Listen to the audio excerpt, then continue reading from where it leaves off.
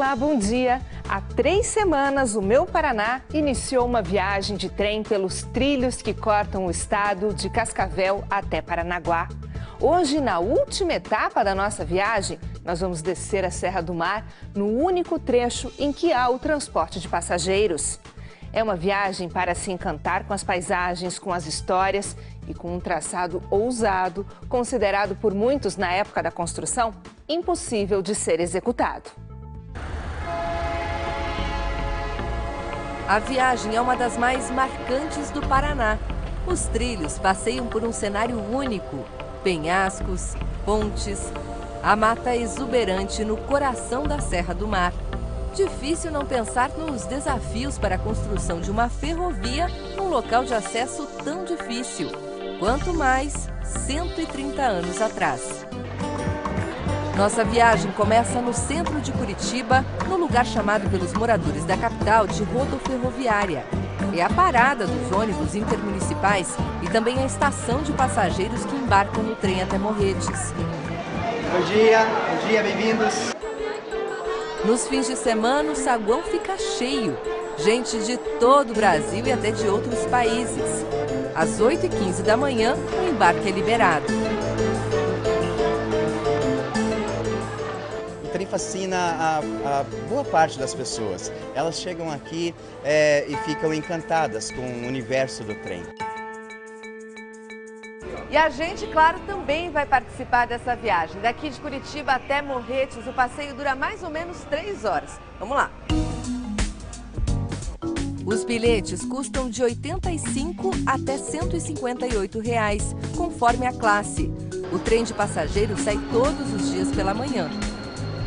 Esse é o único trecho de ferrovia no Paraná onde é permitido o transporte de passageiros. Pelo trem viajam moradores do litoral e muitos turistas. O advogado João Pereira veio de Porto Alegre com a namorada para passear em Curitiba. Passeio de trem sem deixar de lado as tradições. Lá em Porto Alegre nós não temos esse tipo de turismo, então é sempre uma surpresa, uma novidade. Ao sair da área urbana da região metropolitana de Curitiba, a natureza toma conta do horizonte. E a Mata Atlântica aparece para encantar quem embarcou nessa aventura. Eu achei muito legal, muito bonito. O túnel Roça Nova, em Piraquara, é o primeiro do percurso. Até Paranaguá são 13, mas este é o maior de todos. Tem mais de 450 metros. A partir daí, o passeio fica cada vez mais interessante. É preciso ficar atento às belezas naturais, a história da ferrovia que começou a ser construída em 1880 e só terminou 5 anos depois, vão surgindo pelo caminho. Por ser educadora, eu vejo aqui uma grande possibilidade da gente difundir principalmente a questão, para além da educação, de sustentabilidade, de meio ambiente, questão histórica, construção. E já que a conversa é sobre a história da ferrovia, vamos interromper nossa viagem por alguns minutos para falar com quem entende deste assunto. Eu comecei a andar de trem em 52, 53, por aí, só tinha Maria Fumaça, a locomotiva que funcionava com lenha, né? E você lembra do barulho, inclusive, que fazia? Sim. Na emenda do trilho, aquele tan. Você não esquece, você fica no teu ouvido, né? Rubens Rabitzreuter, de 70 anos, é filho e neto de ferroviário. Economista e historiador, estudou a construção da ferrovia entre Paranaguá e Curitiba e escreveu um livro sobre a Serra do Mar. Rubens guarda um grande acervo com fotos e documentos da ferrovia histórica.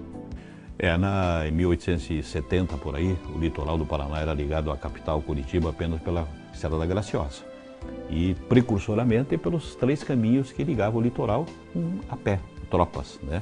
Que era o caminho da Graciosa, o caminho do Itupava e o caminho do Arraial. Mas a estrada da Graciosa, ela já não comportava mais, com os caminhões pequenos da época, o transporte de mercadorias para o litoral, para exportação e coisa que chegava no litoral também para subir para Curitiba, tipo erva mate, madeira, sal, açúcar, essas coisas todas. Aí resolveu-se então de fazer uma ferrovia. Os irmãos Rebouças, o Antônio e o André, resolveram fazer um projeto e definiram não um projeto, mas uma linha por onde essa ferrovia podia subir. E mais tarde, anos depois, foi construída a estrada de ferro, Paranaguá-Curitiba, exatamente pelo traçado onde eles fizeram o estudo inicial. Várias concessões imperiais foram sendo dadas e somente a quinta é que viabilizou através desse grupo empresarial belga que acabou começando a construção da ferrovia em fevereiro de 1880. Quem comandou as obras nos primeiros 2 anos foi o engenheiro italiano Antônio Ferrucci e nos últimos 3 anos o engenheiro brasileiro João Teixeira Soares. O trabalho para instalar toda a estrutura de pontes, túneis, estações durou 5 anos e, segundo o pesquisador, chegou a envolver 9.000 homens. Um detalhe importante, não houve uso de escravidão aqui, todos os funcionários eram remunerados.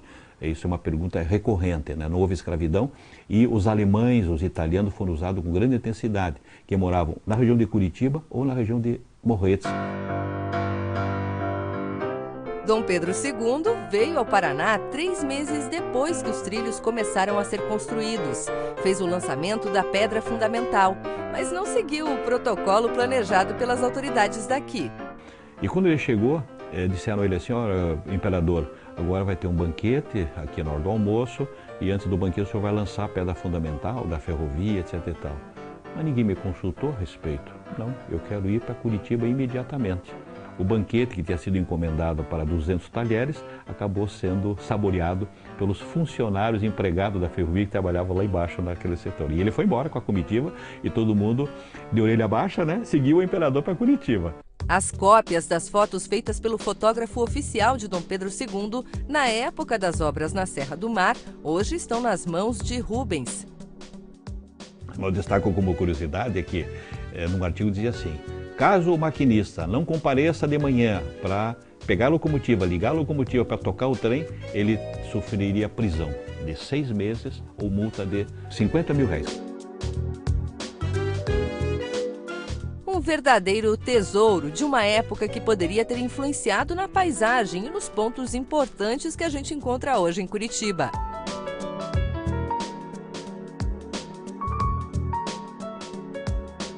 A ferrovia realmente, para escoar a safra, tem que ser. E o novo projeto, ele é fundamental. Na hora que viabilizar, nós podemos ter 2 descidas de serra, né? A atual, né? E a nova aí com grande capacidade. Eu não consigo imaginar daqui 50, 100 anos aquilo ali desativado, entende? Abandonado. Nem que seja turisticamente. Não pode, porque realmente é uma obra-prima, uma coisa maravilhosa, é muito bonito.